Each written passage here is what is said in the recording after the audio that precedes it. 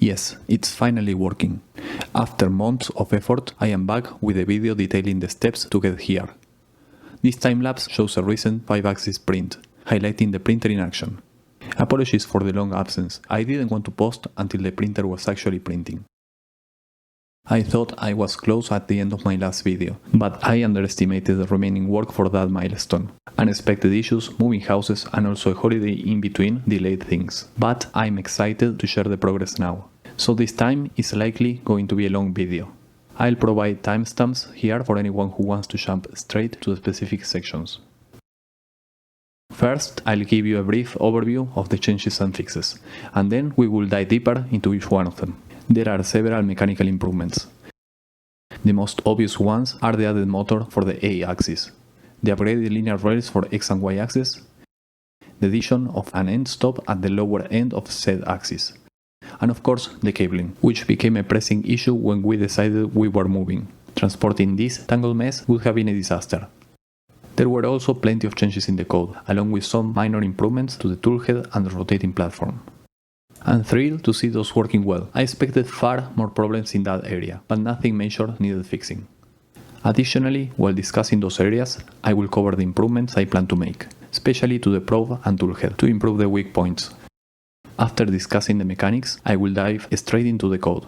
I will cover the changes I had to make into my branch of Klipper to fix bugs I had left there. Lastly, and probably the most interesting part, once the printer was operational with the standard 3-axis, I had to tackle the challenge of generating 5-axis G-code. As we all anticipated, this proved to be one of the most problematic aspects. I had to get creative and managed to obtain some 5-axis G-code. However, I didn't achieve this only with the slicer. I used custom Python code to post-process the 3-axis G-code. Now that the hardware is functioning, I can focus on the slicing problem and experiment with many ideas I have in mind. Just a quick mention here to Chidi, who sent me their new Chidi Q1 Pro. Unfortunately, it arrived just after I had made most of the hardware changes, but I experienced some crashes along the way, and having it sped up the entire fixing process by reducing my printing waiting times. It has an active heat chamber, which is something I will be testing soon in another side project that I will showcase on this channel as well. The yellow parts you see here and there were made with this printer, thanks to Chidi for sending this over at no charge. So far, I recommend it. It seems like it can do mostly everything my X1C does, but with a much more appealing price tag. Go to the link in the description to check it out. But now, let's see what is new. Regarding the printer's hardware changes, most of them were necessary. The printer wouldn't have been able to complete an entire print if certain parts weren't fixed or improved. Some people in the comments noticed that the frame appeared a bit flimsy. That was true at the time, but with some additional work I was able to make it much more sturdier. The change that surprised me the most was adding an extra motor to the A-axis. I realized that flexibility and vibrations were going to be a problem, and that I needed more torque for the rotation, as it was sometimes stalling. Additionally, I had to shorten the assembly to avoid collisions with the back panel. The change in Fusion 360 was straightforward, since I mirrored the motor setup and the rest of the changes were easy to make. After that, I had to wire the new motor to an available output. For those who are seeing this for the first time, I am using a Duet 2 Wi-Fi with the Duex 5 expansion board, version 0.8. I also had to configure Klipper to use the additional motor on the A-axis. I didn't need to write any new code for this. I simply replicated the configuration used for dual motors on the Z-axis, and that did the trick. To test the dual motor movement, I removed the base to prevent potential issues. I suspected the motors might push in opposite directions, and this precaution saved me from a few reprints. Once everything was configured correctly, I tested with the base attached, and it worked nicely. I was really pleased with this change. It made the entire rotating platform much more solid. I think I will manage to print even with the plastic worm gears and other weak spots. I still need to change the couplers though, as the current ones are too springy. By the way, I will go through the changes not in the order they were made, but rather from the good to the questionable. Another change I am particularly happy about is the upgrade to linear rails for the X and Y axis. That was quite straightforward, taking me a few days to redesign, reprint and reassemble. The result looks quite decent too. Next, I made some minor but necessary adjustments to the print head and the heatbed rotation mechanism. I noticed many people in the comments pointed out that using stainless steel contacts like the contact balls in my mechanism could eventually lead to conductivity issues. So I am still patiently waiting to see when that happens as I use this machine more and more. Eventually, I will have to switch to copper-based materials for everything, but for the time being, those parts have done their job as expected. I will keep an eye on them for now. For the Z-axis, which rotates the heat bed, I had to make only a small redesign. A problem came up when I tried to heat up the bed, and I noticed that the thermistor signal wasn't stable enough. In the previous video, I showed how the rotation mechanism works. It's basically two PCBs facing each other, and the two outer rings of those PCBs are used for the thermistor signals. As it was designed, the only way to press those boards against each other is by tightening the nut on the shaft. If that isn't tight enough, the signal will not be stable. In fact, I thought that the contacts had already started to wear out. However, that wasn't the case just yet, but I couldn't really tighten it much more either. As I applied more pressure, the plastic part eventually failed. To make things worse, the motor's rotation was loosening the bolt, and neither a nylon nut nor Loctite provide a satisfactory solution. So I went back to the drawing board and made a small change to decouple the demands from this mechanism. I wanted to be able to use the bolt to regulate the pressure between the boards without making the shaft loose in the process. I went through my parts box and found a piece from an old extruder that was exactly what I needed. It has the same diameter as my shaft, 5 mm, and has a hole that I can use to lock in place with an M3 bolt. I used 2 more bolts in the plastic base that now grip against the rough surface of that little cylinder. This way I can first regulate the pressure with the bolt and then fix a pulley to the shaft, preventing it from unlocking during the Z-axis rotation. This is how it looks now compared to before. This version has worked as expected since I assembled it. It hasn't loosened up anymore and I no longer experience any signal problems. Let's see how many prints this setup holds up. Now let's talk about the tool head. This part still needs some work, but has allowed me to use it as intended so far in my tests. The main change was just a mechanical convenience. I had a big plastic part I split in some smaller ones. That way the tool head and tool holder would be stronger because I will leverage the printing orientation. It will also be more modular, which in turn would allow me for faster iterations. At the time, I also wanted to move the print head a bit up to compensate for the lost space on A. Since we are discussing this part, let me quickly recap. The idea is to use the nozzle tip as a 3D probe that functions like any other set probe that can also probe edges in X and Y directions. I plan to use this feature later to sense the 2 holes in the heat bed. For now, I prefer to integrate them into one unit rather than attaching an off-the-shelf part with an offset. While I am open to changes in the future, I believe this setup can be improved further until it's doing what I need it to do. The lack of precision is the main issue right now. According to the probe benchmark I run in Klipper, the current setup isn't meeting the necessary standards. Additionally, I made another quick change based on a helpful comment. I didn't need an Arduino to create an OR logic for the 3 probe contacts. Simply wiring them in series achieves the same effect. I should have thought about that, but as a software engineer I tend to default on software solutions a bit too quickly sometimes. In addition, the probe is now wired as such and can be queried with its own Klipper command in the terminal. I also jumped into the part of Klipper code that does the mesh leveling. I got it working with the 2 additional axes and could obtain this chart. But we can't really trust the precision now, and has not much point either given the size of my print bed. In the future, I will need to keep modifying the bed leveling code and make it follow the rotation of the Z-axis. That will be interesting. For now, I will use the probe to perform the standard Klipper configuration and fine-tune the offset of the Z-axis, but not for bed leveling purposes. The last addition, which happened just a few weeks ago, was to add another physical end stop for the Z-axis. Initially, what I was really doing was wiring and using the probe as an end stop, which wasn't correct. There is a designated place for the probe on the duet board and specific parameters for it in Klipper's configuration. Fortunately, that's the case, since I have completely run out of places to connect any more end stops otherwise. This change allows me to run a safer homing routine in the correct order: X and Y first, then Z, and finally the 2 rotational axes, A and C. This setup is much safer because it ensures that no matter where the toolhead was relative to the bed before homing started, there is no way to crash a printer during the homing process. This wasn't the case before, when the only way to sense the position of the Z-axis was through the probe, whose position depends on unhome access too. Lastly, let's talk a little bit about my efforts to wire this thing in a tidy manner. We had to move houses, hence the need for this as soon as possible. My initial goal was to finish it quickly within a day or two. However, I ended up going down the rabbit hole with an idea that turned out to be somewhat problematic. Since this is still a prototype quite likely to change, I thought of some modular system to easily add or remove boards. In hindsight, I should have bought something off the shelf for this. Instead, I designed some plastic clips to fit into a particular shaped hole in either vertical or horizontal positions. I then made the backplate out of an acrylic sheet using my CNC machine to drill those oddly shaped holes. This was probably a job for a laser cut. All in all, a bad decision. Unfortunately, I couldn't find a good speed that wouldn't leave plastic debris behind, and the end result looks quite poor.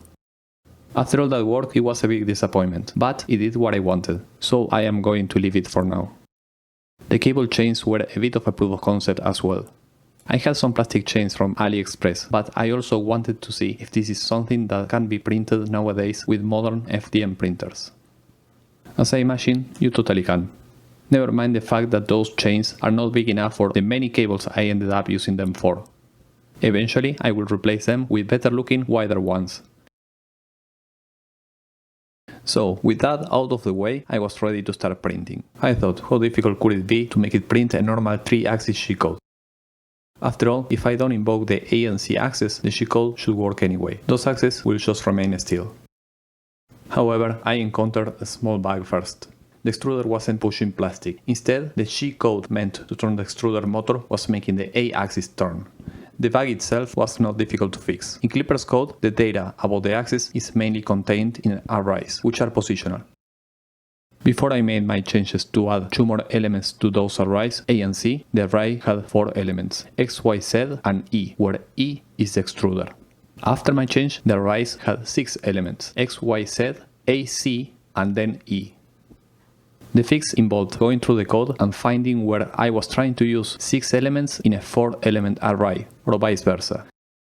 That is, when they were expected but were not passed on from the calling function. Was easy to find because errors appear in Klipper's log, indicating the problematic file and line number, along with the stack trace showing from where it was called. You just need to read the error carefully, go to the code, understand what's missing or where the issue is, make the change, upload the updated file to the Raspberry Pi, restart Klipper's service and the firmware, and then try again the same thing you were trying before to see if the error disappeared or at least changed. Once that was resolved, I tried to start the print, but it was showing errors. The next problem ended up being the state reported back by the stepper controllers. Such a problem laid on Klipper's configuration. In my printer, X and Y use the external DM542T instead of the embedded controllers in the duet, the TMC2660. So I had to remove that section from the X and Y configuration sections. It did not go as expected. The removal made the X and Y motors move extremely slowly. It even took me some time to find out they were actually moving at all.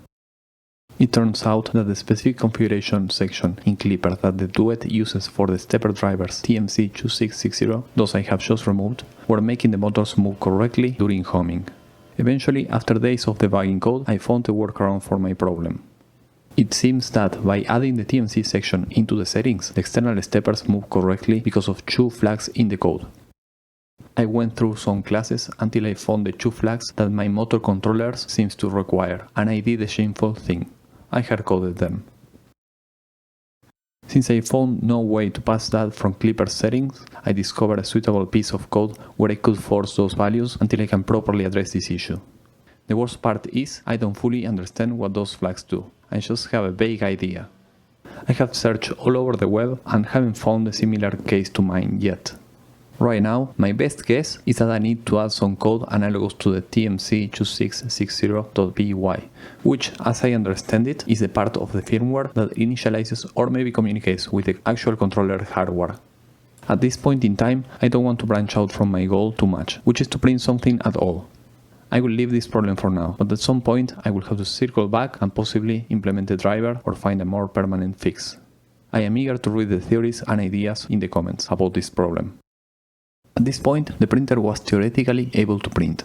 I had fine-tuned the configuration and all my bed limits and settings were supposedly correct, so I went for it. I sliced a Benchy and sent it to print, and this came out. There was just a tiny amount of layer shift, I think. Let me tell you, this took longer to fix than I expected. And to be honest, although the issue is not apparent anymore, I have the feeling that it may still be there. Let me explain a bit better. Firstly, I obviously went through the mechanics. I tightened all the pulleys and checked everything, but that didn't fix the problem. After ensuring the mechanics were in order, I used another slicer, to no avail. Anyways, I was almost sure that wasn't the problem, so I started looking into a wiring issue or a firmware-related problem. I was dreading this part because on top of the hard coding I just mentioned, I had realized I connected something on the duet board in a way that goes against the documentation, which clearly states that I shouldn't wire external stepper drivers into these points. But wait, I did, and it works, or does it? That was a lingering worry, because the option seems to be to remove the expansion board, use the pins on the expansion header, and then use external steppers for everything connected to the expansion header. That's a hassle. I will have to add more hardware, discard my current expansion board, and delay the whole project. So the decision for the moment was to leave this option as a last resort. I am eager to hear ideas about these two in the comments. Maybe someone knows why those headers shouldn't be used for that. Then the concerns started to pile up. Let's summarize. I've connected the controllers in the wrong place, removed configuration from the controllers, and compensated for it with two hard-coded lines in the firmware. And it just so happens that I am experiencing layer shifts on those specific axes. This wasn't looking good. But first, there are two more possible explanations. First, I didn't use a level shifter for the controller signals. This means the duet sends signals at 3.3 volts, while the controllers expect to receive 5 volts. This was another thing I didn't do based on the idea that I shouldn't be changing things at work. So I added a level shifter, just to be sure, but the problem still didn't go away.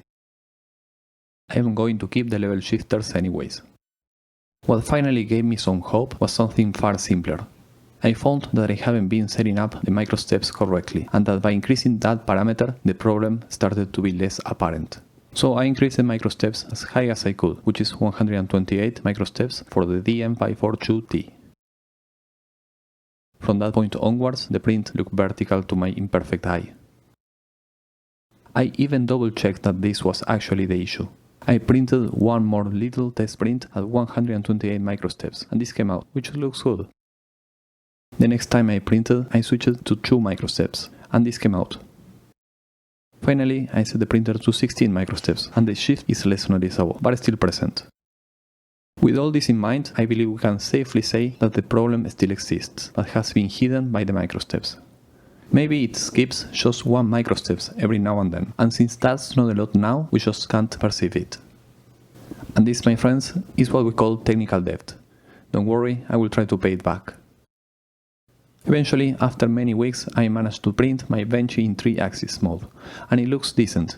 Bear in mind, I haven't calibrated this printer at all, so the surfaces are quite poor. From here on, the entire process became more fun. I realized that this time I was really close to being able to print something in 5 axes. So for this part, let's talk a little bit about the G-code. G-code is a simple yet powerful instruction set that tells the machine how to move. The command often starts with a G followed by a number, specifying the type of motion or operation. For instance, G0 and G1 commands are used for linear movement. G0 is for rapid movement, while G1 is for controlled, precise moves. Other common G-code commands include G28, which homes all axes, moving the machine to its home position, and G29, which is used for bed leveling by probing the bed. Each command can include parameters that specify distances, speeds, and other settings. For example, G1 X10 Y20 SID 0.3 F1500 would move the machine to coordinates 10, 20, 0.3 at the speed of 1500 mm per minute. Most basic G-code commands control the X, Y, and Z axes, but can also be used with additional axes, like the ones that this printer has, A and C.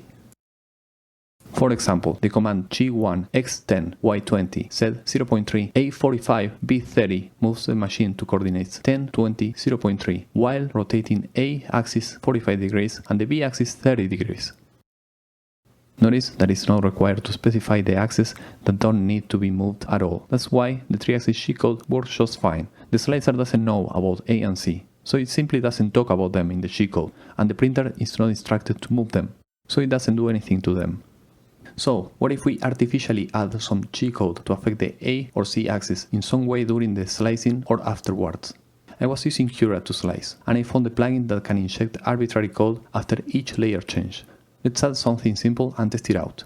My custom G-code will make the C axis rotate slightly on each layer change. And check this out, it works. You might wonder how I know this. Well, I just go to the G-code documentation of Klipper, read into the commands, then try it into the terminal. You can just simply home the printer and start moving it manually with the G-code you write. That's perfect for testing. So, that was easy, let's make it a bit more complex. Now let's add some movement to the A-axis. For this, I wanted the A-axis to rotate as a function of the height, Z.